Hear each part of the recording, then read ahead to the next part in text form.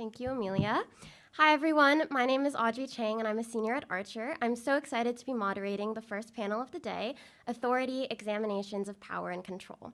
We're going to have each of the 4 panelists present, followed by a group Q&A. So please join me in welcoming our 4 amazing presenters, Lily Dembo, Alexandra Kim, Guinevere Hesse, and Luke Hanish. If you can join me, please.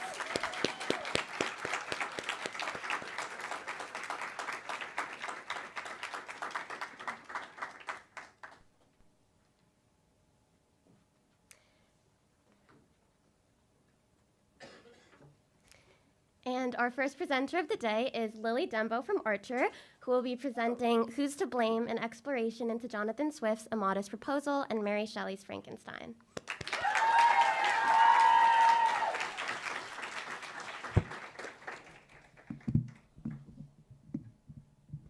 Good morning, everyone, and happy International Women's Day. My name is Lily Dembo, and I'm a senior at the Archer School for Girls. Today, I will be presenting an essay titled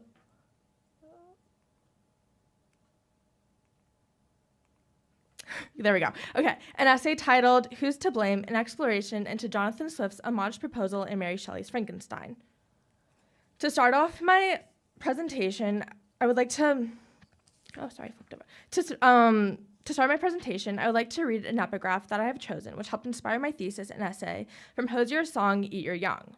Skinning the children for a war drum, putting food on the table, selling bombs and guns, it's quicker and easier to eat your young.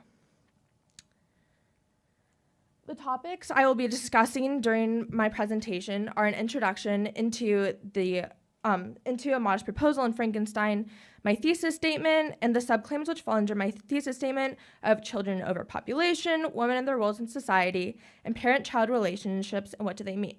And I'll be wrapping it all up on how these centuries-old texts relate to today. One of the pieces of literature I will be examining is A Modest Proposal.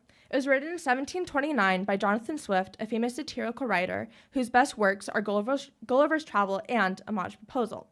A Modest Proposal was written in response to the Irish government failing in managing the starvation of its people during a national debt crisis. The second piece of literature I'll be exploring is Frankenstein. It was written in 1816 by Mary Shelley, who is the daughter of the esteemed political thinker Mary Wollstonecraft. It is considered the first science fiction novel written, and it also explores Shelley's own experiences with motherhood and reflects the romantic and gothic eras of which it was written in. So, today I will be talking about how, in A Modest Proposal and Frankenstein, the exploration of parental power serves as an allegory revealing the potential for abuse and corruption when authority is unchecked. By examining the narratives of these texts, we can discern the dangers inherent in wielding overbearing authority in children, questioning the limits of parental power. Additionally, the systems of inequality that are the result of two powerful forces, prejudice on the level of the individual and political imbalance on the social level, are shared between these two literary works to convey how societies are doomed to fail when they cannot work together for the benefit of their people.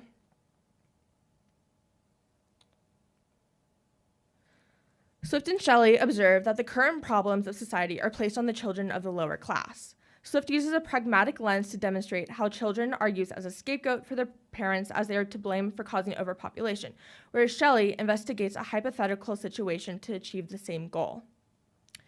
Swift writes, I think it is agreed by all parties that this prodigious number of children in the arms on the backs or at the heels of their mothers is in the present deplorable state of our kingdom a very great grievance. Furthermore, Clayton Lane, a professor at Purdue University, confirms Swift's description of the deplorable state that Ireland is in as he gives context to the living situation of Irish citizens, as it is written in the Dublin Weekly Journal. Lane states, the Dublin Weekly Journal of the 5th of July, 1729, carried gruesome descriptions of the landless poor crowded along the roads, scarcely able to walk, and infinite numbers starved in every ditch in the midst of rags, dirt, and nakedness. The children of the lower class in Ireland cannot be blamed for overpopulation if it was already surrounding them, thus proving Swift's point that children are being unfairly blamed for society's problem.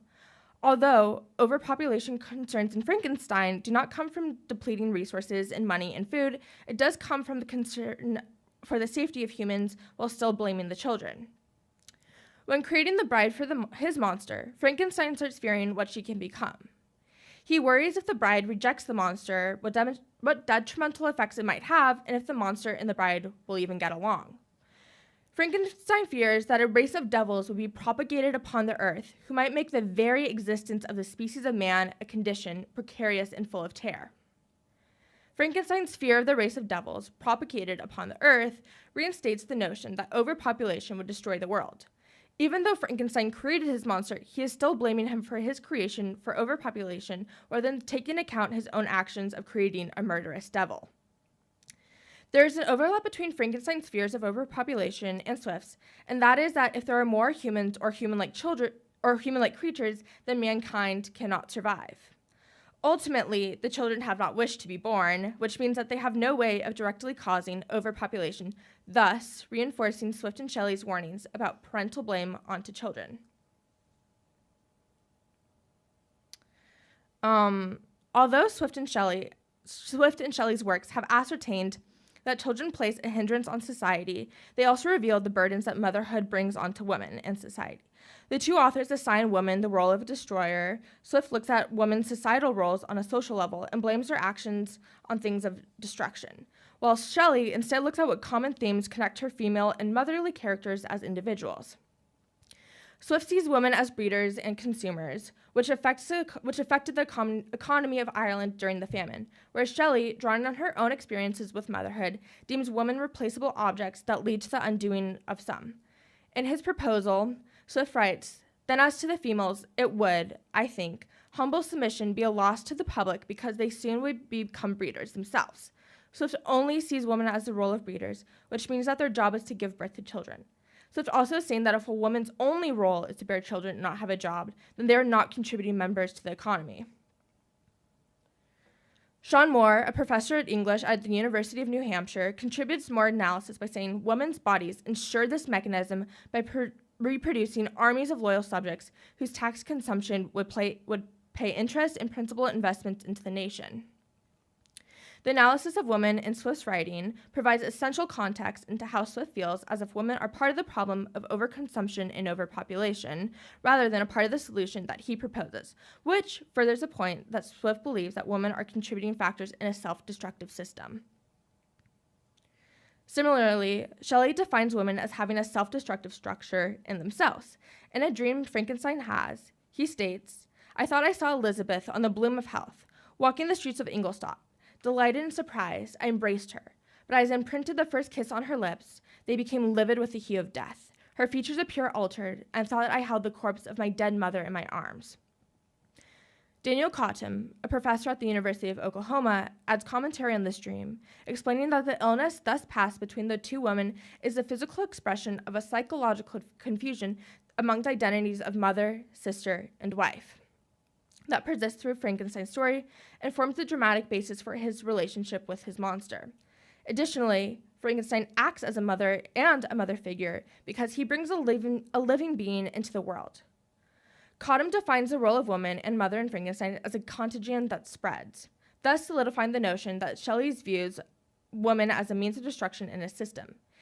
Even though Swift and Shelley look at women's roles in society differently, they both make the argument that women are destructive and a danger to the well-being and survival of those around them due to their childbearing abilities. Swift and Shelley also metaphorically suggest that a parent-child relationship cannot succeed if the children's needs are being ignored, dismissed, and in Swift's case, mocked. When Frankenstein returns to Geneva after recovering from his illness in Ingolstadt, he is confronted by his monster.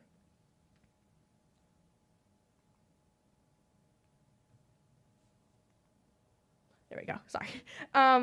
The monster discusses his creation, stating, "Like Adam, I was created apparently, united by no link to any other being in existence, but his state was far different from mine. In every other respect, he had come forth the hands of God, a perfect creature, but I was wretched, helpless, and alone." By comparing himself to Adam and Frankenstein to God, the monster states that he believes a parent-child relationship exists between himself and Frankenstein. The monster's projection of the story of Adam reveals how he wants his creator to act like a parent or how God acts for Adam. The monster's complex emotions of this passage of Frankenstein represent the complexity of the parent-child relationship and also relates to Swift's views about the relationship between the Irish government and its people. Moore explains that in a modest proposal, Swift was initiating that Ireland's Catholic infants could be compared to the child Christ, born at Christmas to be a sacrifice at Easter in payment of man's debt. We can infer that Swift uses Ireland's Catholic infants to represent the poor, struggling, and Irish people as a whole to highlight the relationship between Ireland and England. In this scenario, Ireland takes on the role of parent and its people, the child. Instead of providing viable solutions to its people in order for them to survive, as a parent would do when its child is in need, Ireland's concerned with other issues such as being England's bank. It is imperative for parents and children to uphold their roles in the relationship because a parent without a child is no longer a parent, and a child without a parent, at least a parental figure, cannot successfully thrive. Neither a parent nor a child can live up to their potential when their counterpart is not acting as they should. So, Irish citizens and the monster were doomed to fall short in their potential because Ireland and Frankenstein could not act in a parental role. In conclusion, Shelley and Swift have warned us about what happens when a society does not check authoritative powers over its citizens. It is also important to note that Frankenstein was published almost a century after A Modest Proposal because it demonstrates the timelessness of their combined message. The two pieces of literature reflect our fears and reveal that there are consequences for individuals and societies that do not take care of each other. Systemic inequality and societal injustice create a constant state of insecurity and threaten the functioning of society. When one recognizes their isolation and rejections, they react.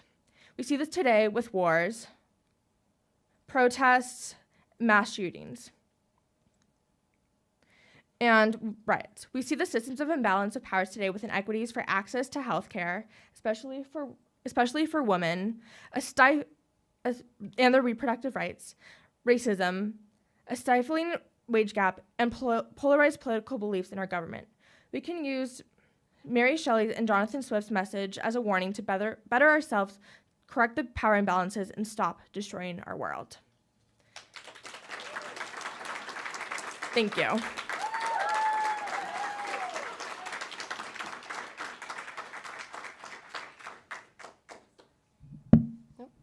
Thank you so much, Lily.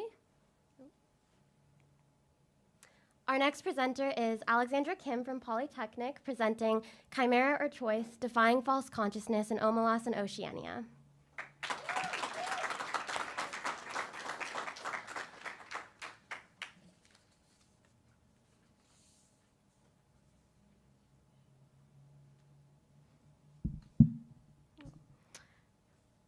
Hello everyone, my name is Alexandra Kim and I'm a senior at Polytechnic School. Before I begin, I would like to thank Archer School for hosting and my English teacher, Miss Leroy, in attendance for all of her invaluable feedback.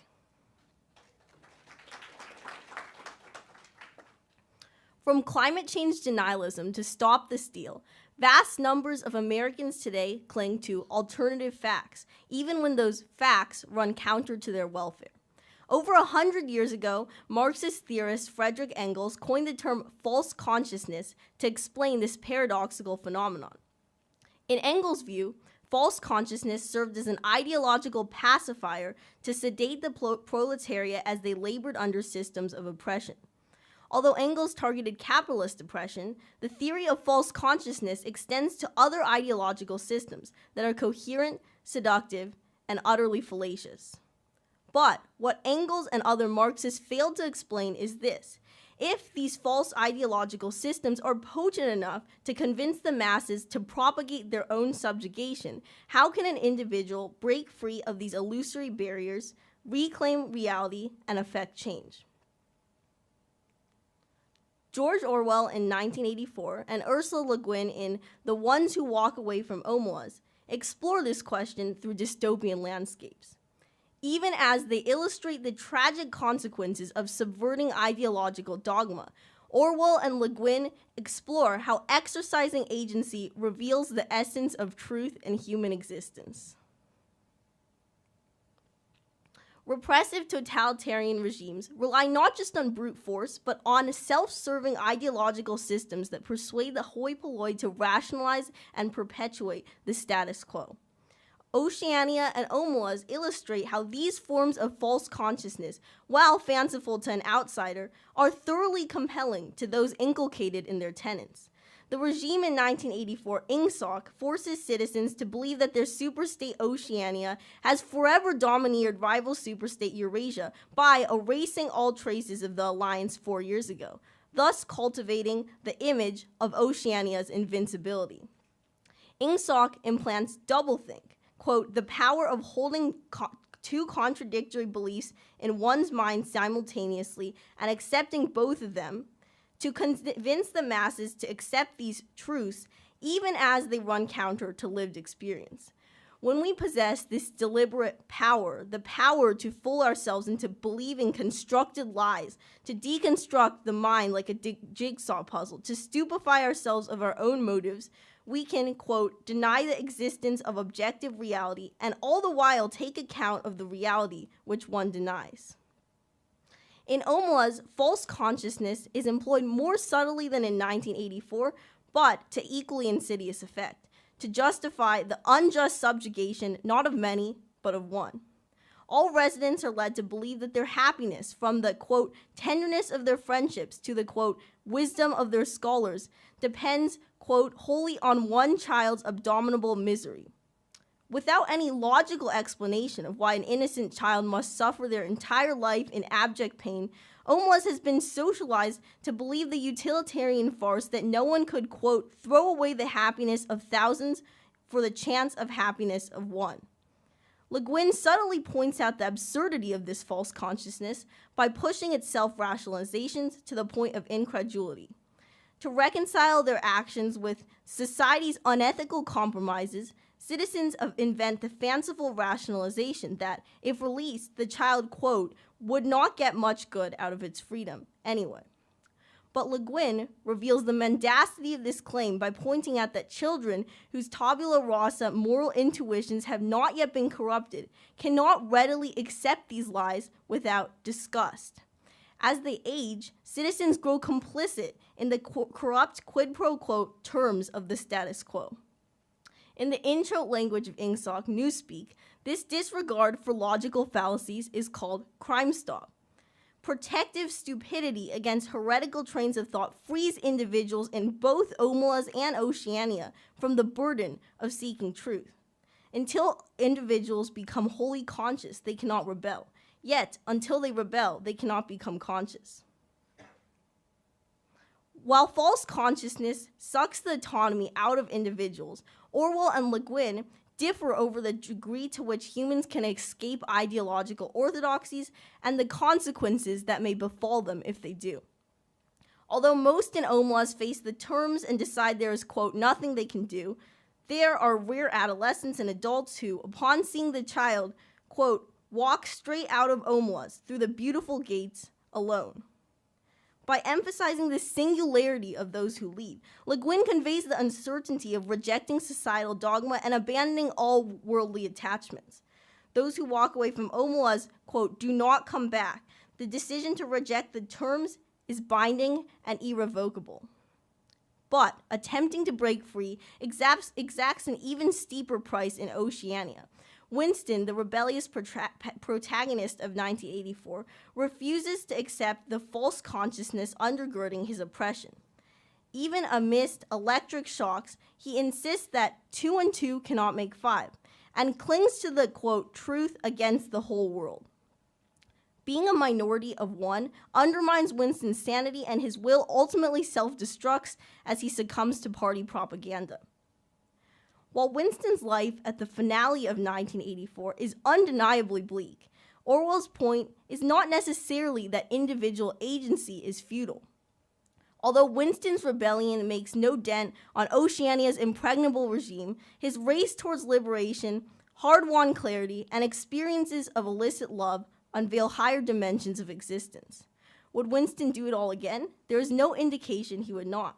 No indication of regret for his stint of escapes from the artifices of society. To the contrary, He maintains respect for the proles and their private loyalty to one another above parties and ideas until the very end. They had, quote, stayed human. Instead of caving to discriminations of false consciousness, the proles embraced the power of the heart, embodying Oceania's sole hope for revolution.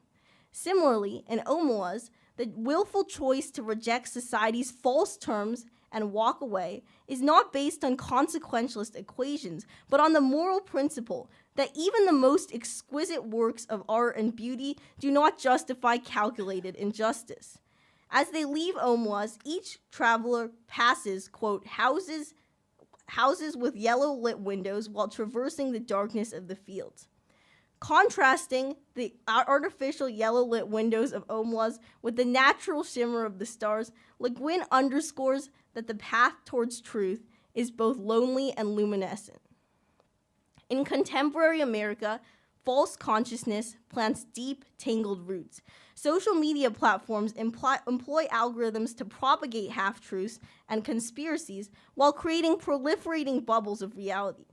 Yet, Orwell and Le Guin underscored that the choice to cast off strictures remains, both for those in powers of influence, those cognizant of the false consciousness blanketing political machines, and for mere spectators. As you carve a path of agency, the rewards of unblinkered reality may exceed the perils, but the outcome remains unimaginable until you walk down that pivotal road. The existential quandary will be your own, and it will be based on truth. Not choosing is, after all, a choice in itself. Thank you.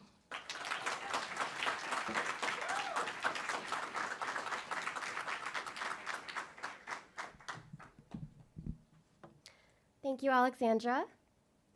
Our next presenter is Guinevere Hesse from Archer, who will be presenting The Tempest and the Truman Show, a comparative analysis of two different magics. Thank you. Hi, my name is Guinevere Hesse. I'm from the Archer School for Girls, and this is my presentation on The Tempest and the Truman Show.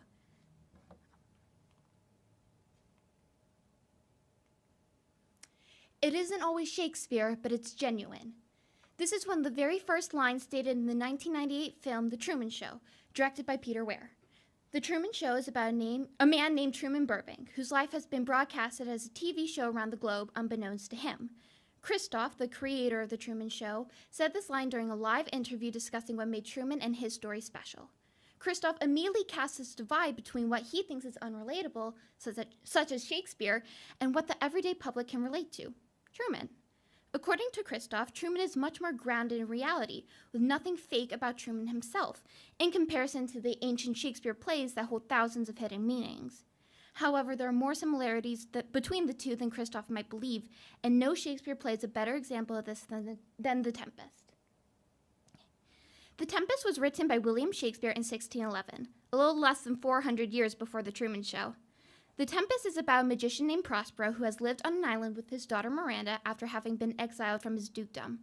Although at first glance these two plots don't seem to have much in common, as Christoph implies, John Baudrillard might disagree. Baudrillard is the creator of a concept of hyperreality, which is the idea that something artificial becomes more real than reality itself. Both The Truman Show and The Tempest artfully use hyperreality to make something fake real, such as the use of Prospero's island and sea haven creating a false world for its inhabitants. The concept of hyperreality can also be applied when comparing the main characters of Miranda, Prospero, Truman, and Christoph. Comparative analyses will all help explore a central question of how their actions and magic, either literal magic or the magic of Hollywood, help keep the Baudrillardian hyperreality flourishing in each story. Surviving in a hyperreality. Miranda is trapped in her hyperreality via magical manipulation that Prospero utilizes to keep her contained. Miranda has lived on the island for most of her life with only one vague memory of the outside world, and Prospero uses her lack of knowledge to manipulate her interactions with the other inhabitants of the island. Prospero makes sure she never meets Ariel, the only person who can match him in power and the only person who stands up to him. The only other person she has had previous encounters with was someone who would have raped Miranda and peopled Elsa's island with Calibans. This incident, if successful, would threaten Prospero's two most valuable possessions, Miranda and his island. Miranda would be lost to Prospero in both her purity and her innocence, and his island would be lost to the offspring of a monster. In order to keep his power and his control, Prospero uses this traumatic event to continually remind Miranda of what would happen if she left his side. She would become a victim of someone like Caliban. He does not care for the comfort of his daughter as long as he feels that his possession over her is in jeopardy, and he makes her see Caliban after she questions his decision about causing the tempest. However, once Ferdinand enters the picture, Prospero appears to very quickly lose his control over Miranda, crying, "Silence, one more word shall make me chide thee, if not hate thee." However, this is an illusion, as once he realizes how much power a marriage between his daughter and the Prince of Naples holds for him, he uses his magical abilities to make Miranda and Ferdinand fall in love, as his soul prompts it, gaining his control back over Miranda and securing a position of power in one fell swoop. He acts as if he's losing control, but in reality, he's never had so much power over her.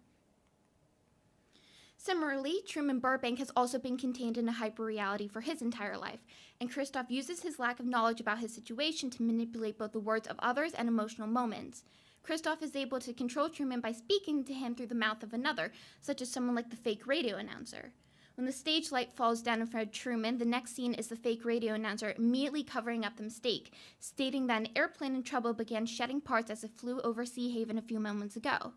This is a lie that should cause some disbelief at the very least, as airplanes shouldn't just shed parts. But Truman doesn't know any better and believes willingly, so Christoph is able to get away with this ridiculous lie. Christoph also uses his influence to shape powerful events that define Truman's life. When Truman is confiding in Marlon during a very emotional moment where he thinks he might be going crazy, the movie cuts to Christoph whispering the words that Marlon says next.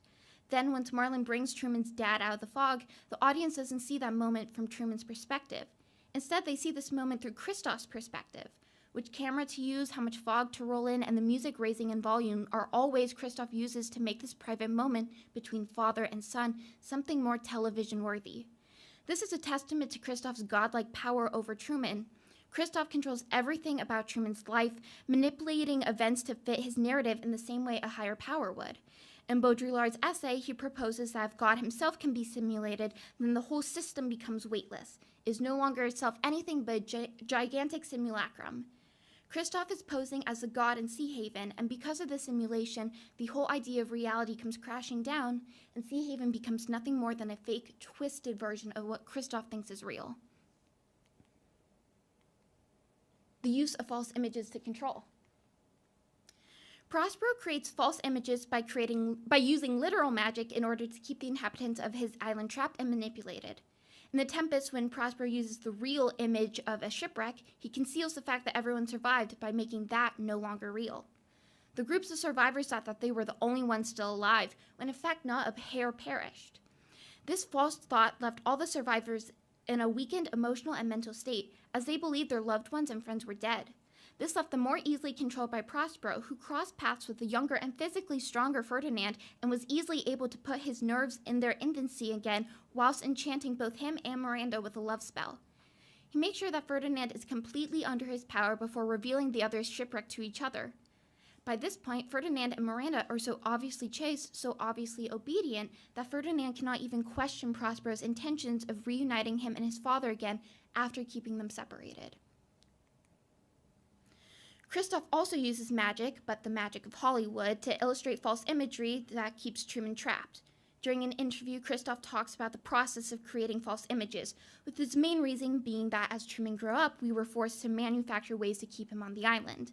Since they had the budget and the set to create an actual island, Christoph uses this to his advantage and simulates Truman's father's drowning, with one programmed outcome of this event is a fear of going over water, which means he is naturally afraid to leave the island. Even when trying to escape the island, he's frozen by his fear and can't physically drive over the bridge himself. He has to close his eyes and let Meryl take control of the wheel, because the false image of his dad's death still haunts him. Christoph uses the real image of his father drowning to conceal the fact that everything was staged to keep Truman scared. The name of the island itself, Sea Haven, is also used to connotate safety and protection for Truman. The only place Truman can avoid his fear of the ocean is on this island, or a sea haven. The sea haven keeps him safe from the dangerous terror that took away his dad, and Kristoff has made sure he has almost everything he could ever want in that haven, such as a best friend and a loving wife. The desperate need for power. Because Prospero and Kristoff have such a desperate need for power, it affects the intensity of their relationship with their children, and part of how the hyperreality functions in each story is how they approach their roles as a father. Prospero has a biological daughter, Miranda, but most of the scenes they appear in together, he does not act as a father. In their very first scene, his first words to her are of her ignorance, and in the island he has been Miranda's schoolmaster, not her father. He introduces himself as her schoolmaster first, then as her father, revealing where his priorities lie. Her education and his knowledge of magic and the world are more important to Prospero than caring for her and their relationship. This lack of connection from Prospero distances the two and makes the moment more about himself, because as a schoolmaster, he rightly prizes knowledge and thinks highly of his own. He is able to think about himself when he is her teacher, not when he is her father, so the schoolmasterly role is the one he inhabits most often. The lack of fatherly connection is also what makes it so easy for him to give her up at the end. As soon as it becomes convenient for him, he casts a love spell on Miranda and Ferdinand with the intention of gaining power through their union.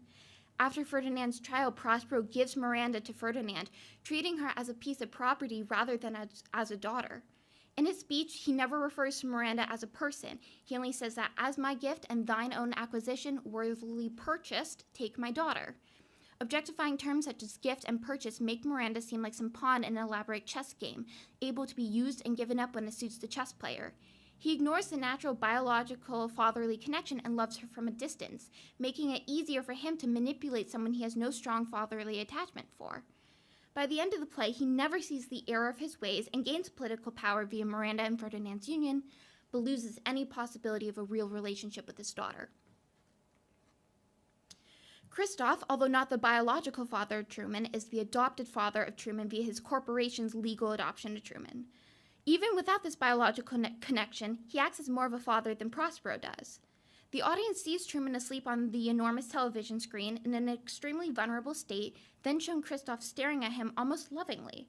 When Truman starts to stir, Kristoff reaches up to the screen to caress his face, lulling him back to sleep. And through the power of movie magic, Truman settles down once Kristoff eases him. During this virtual caretaking, the audience sees that how much Kristoff thinks of Truman as his own, which leads into his need for control. However, there's no moment for any true intimacy here, as they are physically separated by a screen. Truman doesn't even know that Kristoff exists, which gets rid of any emotional intimacy from his side of the screen. Despite this physical and emotional detachment, Kristoff has a critical obsession with power, which causes him to develop a fatherly attachment to his idea of Truman in order to control the hyperreality. Since Truman is his son, Kristoff wants what he thinks is the best for Truman and does despicable things to make the best happen. Kristoff keeps him trapped on the island by giving him a debilitating fear of the ocean and removes his one true human connection from his life, replacing it with someone who does not love him. He justifies his control over Truman by convincing himself that Truman is feeling real emotions that occur in some sort of artificially determined fictional setting, but he only thinks about himself. Even when Truman is trying to escape, he calls for the crew to capsize him if that means that Truman won't leave him. During Kristoff's last-ditch attempt to regain his son, he speaks to Truman for the first time, announcing himself as the creator of a television show. There's a subtle pause between the creator and of a television show, and the spoken pause clues both Truman and the audience in on the fact that Kristoff doesn't see himself as just the creator of a television show. He sees himself as Truman's creator. He believes that Truman could not survive without him and begs him to return to the fatherly protection of Sea Haven, where Kristoff is in control. However, when Truman bows and escapes the studio set, Kristoff not only loses his son, but also loses his power over the magic of Hollywood. The Tempest and The Truman Show both examine the abnormal nature of hyperreality and how hyperreality, although defined by Baudrillard as more real than reality, is in fact very unnatural. These works seem so different as The Tempest is typically seen as a higher form of literature, and in comparison, The Truman Show is seen as lower. Yet they both come to similar conclusions about the unnaturalness of hyperreality. Kristoff brings this idea about higher and lower works in his first quote, and his comment is a standard one. You can have art, Shakespeare, or authenticity, Truman himself, but not both. This comparison of art versus authenticity is one that is common. For example, the characters in The Tempest are not as authentic compared to Truman, as everyone has some sort of deceitful moment in the play. However, The Truman Show is not as eloquently written as Prospero and Miranda are, which in comparison denies The Truman Show the title of art. But there is a connection between art and authenticity, and these comparisons between these two works of entertainment make this connection overwhelmingly clear. You can have artful moments in authenticity, such as when the light falls down, which is the physical manifestation of Truman's hyperreality crumbling, and authenticity in art, when Miranda pleads with her father to save the lives on the ship and stop the tempest. Art and authenticity in art makes a work so much more real and human. A blending of the two is necessary to create likable characters and powerful moments, and The Tempest and The Truman Show do that perfectly. Thank you.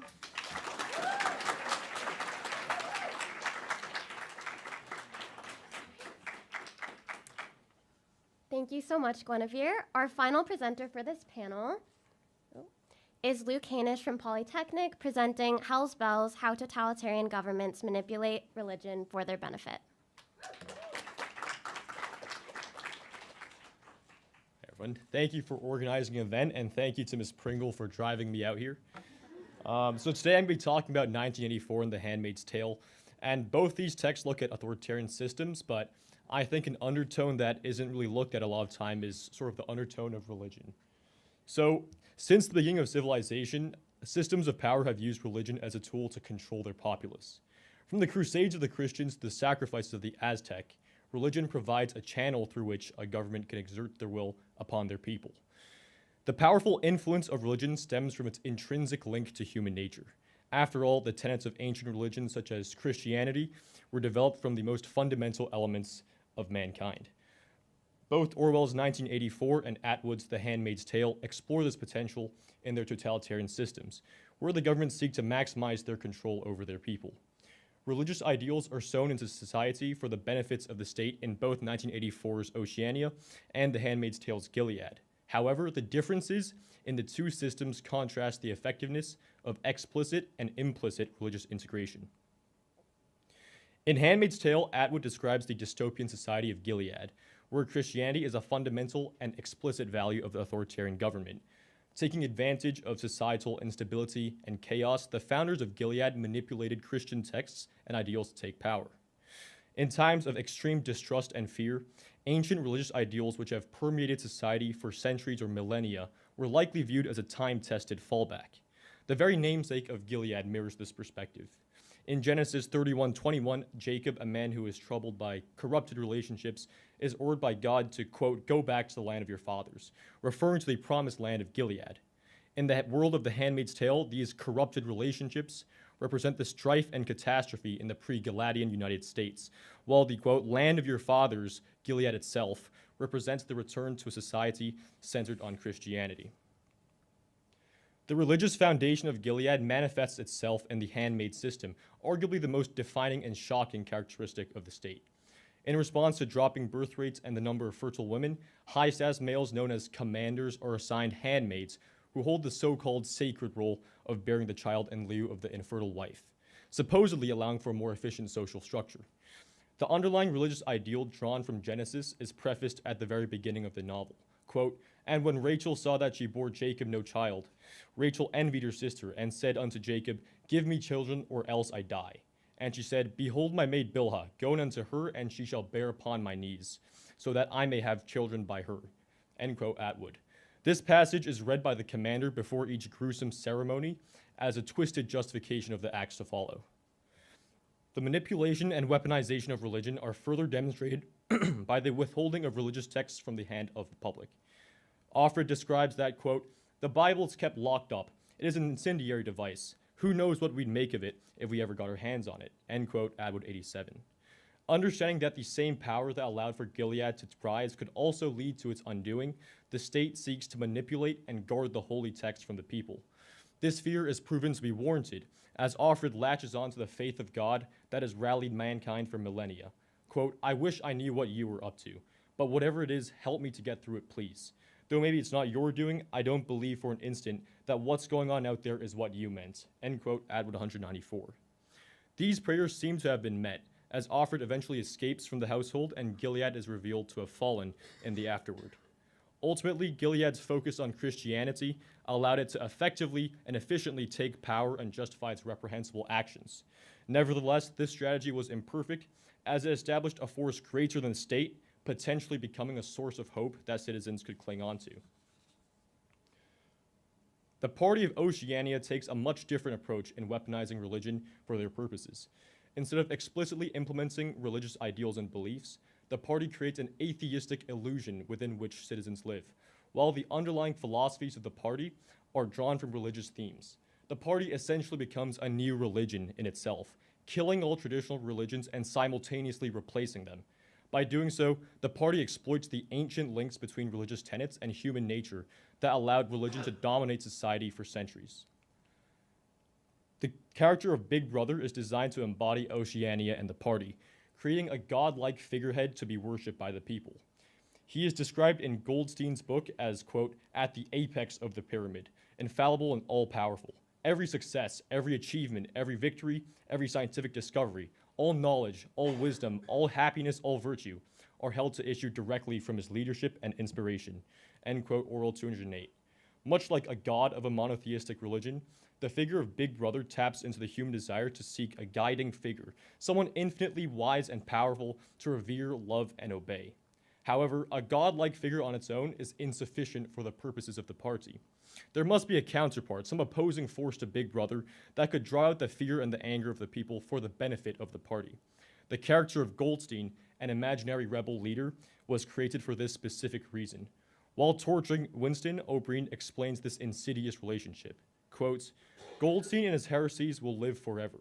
Every day, at every moment, they will be defeated, discredited, ridiculed, spat upon, and yet they will always survive, end quote, Oral 268. Similar to the way God had Satan as an unconquerable foe, Big Brother has Goldstein. The next key religious ideal leveraged by the party is the integration of the individual into the greater power, a parallel of the afterlife and the reunion of the soul with the Holy Spirit. In order for a populace to be truly subservient to the state, each person must give up their individual selves in exchange for complete devotion to the state. O'Brien describes the belief system through which the individuals is integrated into the party whilst torturing Winston. Quote, if he can make complete, utter submission, if he can escape from his identity, if he can merge himself in the party so that he is the party, then he is all-powerful and immortal, end quote, Oral 264. However, in order to fully integrate the individual into the system, the individual's love and faith in the higher order must supersede that of all else. In the tale of Abraham and Isaac, God tested Abraham's faith by ordering him to murder his own son, which Abraham attempted to do. In Room 101, O'Brien similarly forces Winston to sacrifice his greatest mortal love, Julia, so that he may love Big Brother instead. Winston's resolve quickly breaks down when rats are released upon him, and like Abraham raising the knife to his son, Winston sacrifices Julia. Quote, do it to Julia, not me, Julia. I don't care what you do to her. Tear her face off, strip her to the bones. Not me, Julia, not me. End quote, Oral 286. With this final progression, Winston has been completely integrated into the party. As he sits at the Chestnut Cafe, he contemplates that, quote, the struggle was finished. He had won the victory over himself. He loved Big Brother, end quote, Oral 298. Winston has transcended beyond the individual. He lives now only for the party. All in all, religion is a powerful tool for the manipulation of the populace in both Oceania and Gilead. However, the explicit implementation of God and Christianity as an outside ruling force in Gilead ends up drawing power away from the state and giving hope to the people. Gilead is not all-powerful, God is. Conversely, the only power in Oceania is the party. While religion is never explicitly enforced, the party uses religious parallels and themes in their doctrine to directly exploit human nature. Orwell demonstrates the terrifying efficacy of this approach to psychological manipulation and societal control, forcing the reader to assess the power structures in their own lives for similar patterns. Ultimately, while religion has the potential to inspire goodness in mankind, it can also be exploited by wrongdoers to achieve the opposite. Thus, we must remain vigilant, for false messiahs and false prophets will appear and perform great signs and wonders to deceive. Matthew 24:24. Thank you.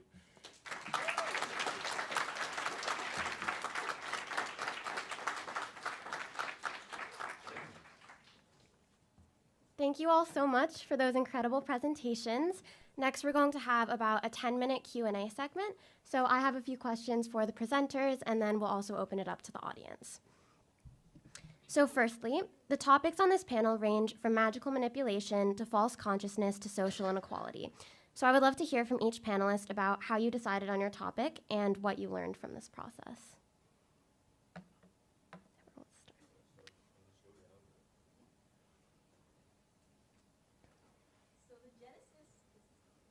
Oh. All right. The genesis for talking about false consciousness was the current political climate, because I think that there's no one shared set of facts that everyone believes in. The society has become so balkanized into distinct ideological thought bubbles. So I think both 1984 and Omelas are powerful in unveiling how these systems come to be. In 1984, there's a normalization of the counterfactual through ideological force, whereas in Omelas, it's a lot more subtle in that it's one false lie begets the next. I think this reveals a lot about our current political climate, because it's not just one flash of insanity, it's a whole tower built stone by stone. I don't know if my response will be as deep as Alex's, but well, when I was reading these two texts, what really struck out was the sort of parallels I saw in 1984 about religion, and that's because I don't think Orwell intended that to be a core focus of how he was characterizing authoritarianism, but that led me to think about why is it that we see sort of a relationship or a link between authoritarianism or just power structures in general and religion. And to me, that's where I started looking at human nature, because in my opinion, religion evolves from human nature, and that basically allows people to use religion as a way to access human nature. And that's where, from there, I went on to do my comparative essay. Yeah, my answer is also not as deep. I was a huge fan of The Tempest, and I was examining it, and I was like, this reminds me a lot of The Truman Show and how they're both contained, both Miranda and Truman, how they're both contained in their own little world. And it turned out there was a word for that, and that's hyperreality. So that's kind of where I decided to focus on. I really try to dive deep into what hyperreality is, how it affects both Truman and Miranda. And yeah, that's it. Mine has kind of been a multi-year journey throughout this weird theme of eating children. It's weird, but last year I was introduced to a Amash proposal just very, very briefly, and then Hosier released Eat Your Young, and then I thought of the myth of Tantalus, and I thought, wow, this is really weird. They're trying to tell you it's this ancient thing, and then this more romantic thing, and then you have a more contemporary thing, and they're all had this moral belief of this lesson of eating your children is wrong. It tells us a lot about society. And so when I was kind of developing this essay, I had to do it something that related to class. I tried to do all three of them together, and then I found that Frankenstein had this also kind of weird parent-child thing with the monster and everything. So that's where mine came from. So yeah.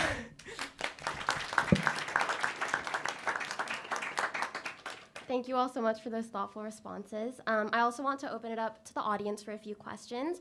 So does anyone have anything they'd like to ask either individual panelists or the group as a whole?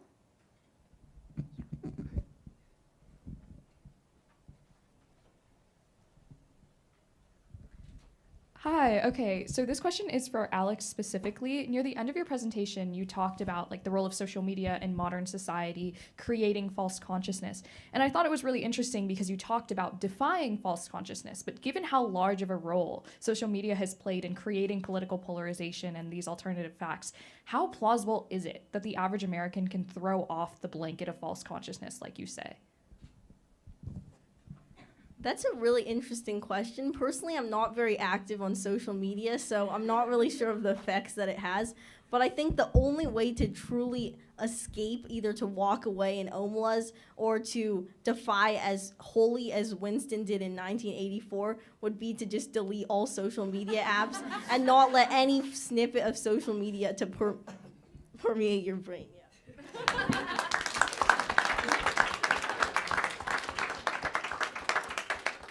Thank you for that question and answer. Does anyone else have any questions?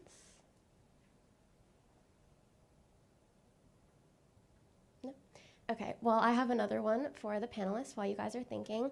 Another aspect I really enjoyed in all of your pieces was the way you comparatively analyzed two works to further these discussions of power and control. So I was wondering, what were the challenges of this comparative format, and how did it expand or strengthen your ideas? So for me, my two pieces of work, I kind of mentioned this in my essay, they're so different when just looking at them. I mean, one's a Shakespeare play, it's the very last Shakespeare play, and there's a whole bunch of analyses you could do with just that. And then it's the Truman Show. There's not a lot of comparative analysis when you just look at it. I would tell people I was doing my paper on it, they'd be like, oh, that's interesting. So I really had to like kind of dive deep and like kind of look beneath the surface. And there's a lot of really interesting power dynamics intertwined within both The Tempest and The Truman Show. So I really just had to pull those out. There's a whole bunch of control. Prospero and Christoph are very, very similar. It's the very similar core structure of both stories. You have a very controlling father figure, godlike figure, trying to control their kids' reality or control their kids' life. So once you find that core structure, or once I found that core structure, it's pretty easy to kind of branch off and be like, okay, this is a part of that core structure, and this is a part of that core structure. Yeah, I had a similar experience to Guinevere, and for me, sort of an interesting thing was how, like she was saying, when you're comparing these two works, they're very obviously different. What's interesting is it forces you to go below the surface level and get to the underlying foundations. Because for me, when I look at sort of a text, what it is essentially is a characterization of the world by the author. And so even if they're different people, or they might have had different experiences, or the ideas they're trying to convey might be different, they're still two characterizations of the same world. So I think at some level, you're going to be able to find some similarity and some overlap, and that's where I think you can get some valuable insights.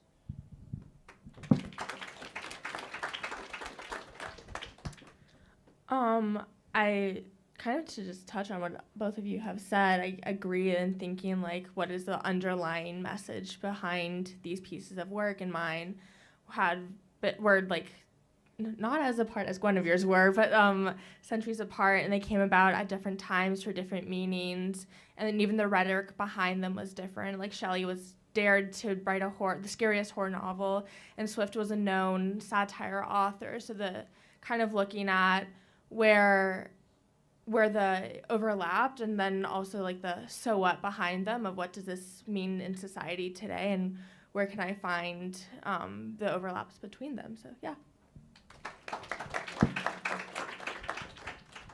I agree with everything that's been said. I think your question brings to mind a quote that my English teacher introduced, which was, literature is a question minus the answer, or something along those lines. And I think comparative analysis very much exemplifies this state of literature, in that Omelas and 1984 are two very different worlds. Their forms of oppression are very different. 1984 focuses on society-wide oppression, whereas Omelas is just the oppression of one single individual. And I think that raises interesting questions about whether the authors of the text would agree on what injustice is, whether this utilitarian route of creating the most good for everyone is necessarily justified.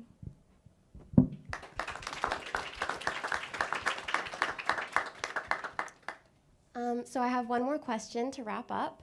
Aligned with the title of this panel, you all write about authority in some way, whether totalitarian governments, controlling narratives, or parental power. I was wondering how your research has impacted your thinking on the concept of authority or its role in literature and society. Also, I think that my comparative essay, sort of at the more surface level, it might be seem like a societal comparison. I think the key principle that we should be looking at really is the relationship between the authority and the individual. And like I was talking about earlier, I think the link there comes from human nature. And what my comparative essay showed was you can go about that exploitation explicitly or implicitly. And sort of from the comparison of 1984 and The Handmaid's Tale, we saw that implicit manipulation is as much of a threat as is explicit.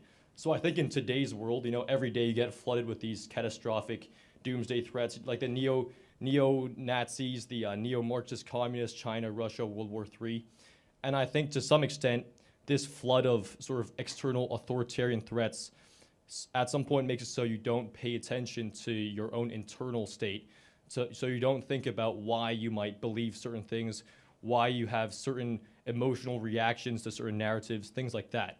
So I think while you're not going to be able to safeguard the world from an external authoritarian regime, at the very least, you can make sure that your own mind is safe and free from this sort of implicit internal manipulation, which is kind of what Alex was talking about.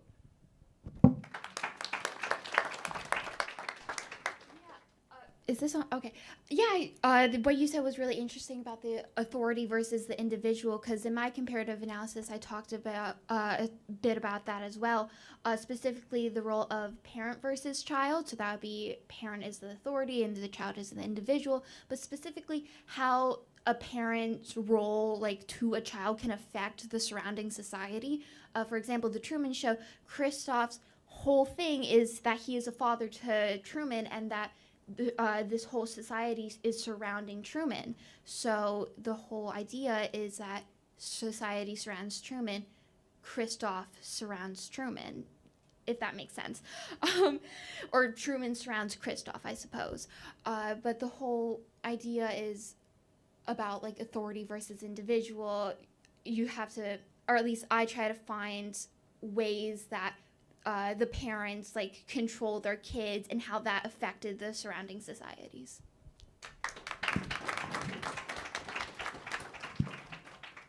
Similarly, I think my research explored whether authority leaves any authority for the individual. So I think that one way that individuals can maintain their authority is through language. Of course, we're at a literature conference, so I'm sure many of you realize that. But in addition to that, there's an interesting question in 1984, also in Handmaid's Tale, of when all of these thoughts are trying to be suppressed by the authority, when thought crime is literally a crime, how can an individual continue to rebel against the system?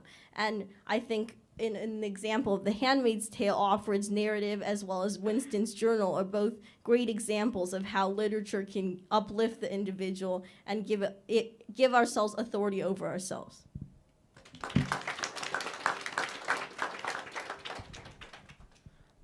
I think that when I was doing research, I looked a lot into the power relationships between Ireland and its people, England and Ireland, and also Frankenstein and the monster, Shelley and her own struggles with motherhood and all of that. So I really looked at a more personal level of authority and then kind of expanded from there of, okay, so what does this mean for the entire world? What does this mean of a present day?